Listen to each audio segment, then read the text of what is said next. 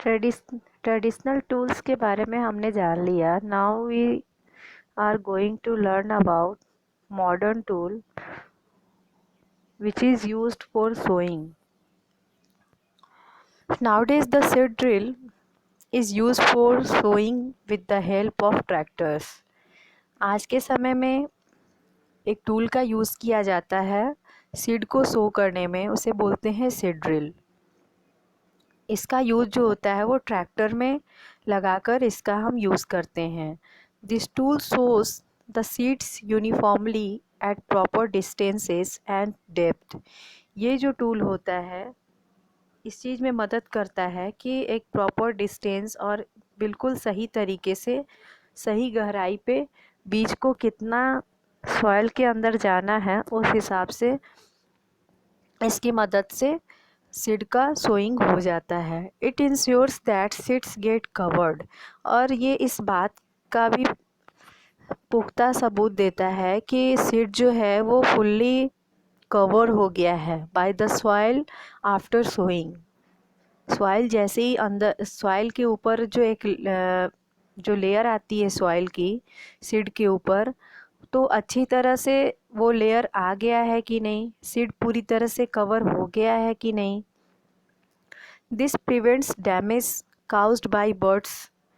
और जो डैमेज होता है बर्ड्स के कारण, जो सीड जो होता है हमारा डैमेज हो जाता है. कभी कभी चिड़िया जो आती हैं वो मिट्टी हटाकर या बीज जो होता है ऊपर से नज़र आता है, उस स्थिति में बर्ड्स जो होती हैं उस तरह के सीड को डैमेज करती है. तो वो इन सारी चीज़ों से भी प्रिवेंट करता है, यानी कि बचाता है. Sowing by using a seed drill saves the time and the labour. और जो बीज बोने का काम हम सीड ड्रिल से करते हैं वो हमारे समय और लेबर के टाइम को, लेबर कॉस्ट को भी बचाता है. An appropriate distance between the seeds is important to avoid overcrowding of plants. इस बात का भी ध्यान रखना होता है कि एक निश्चित दूरी के बीच में सीड को लगाना काफ़ी इम्पॉर्टेंट होता है. और ओवरक्राउडिंग यानी कि एक ही जगह पे बहुत सारे बीज को लगाना, इस तरह के काम को अवॉइड करना चाहिए. This allows plants to get sufficient sunlight, nutrients and water.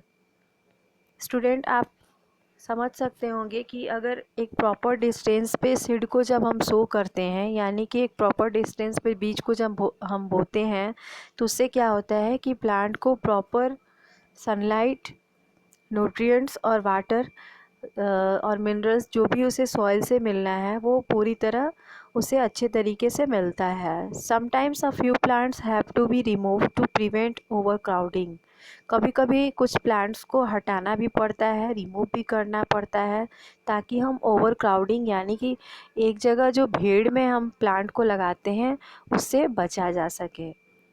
In next video we will learn about adding manure and fertilizers.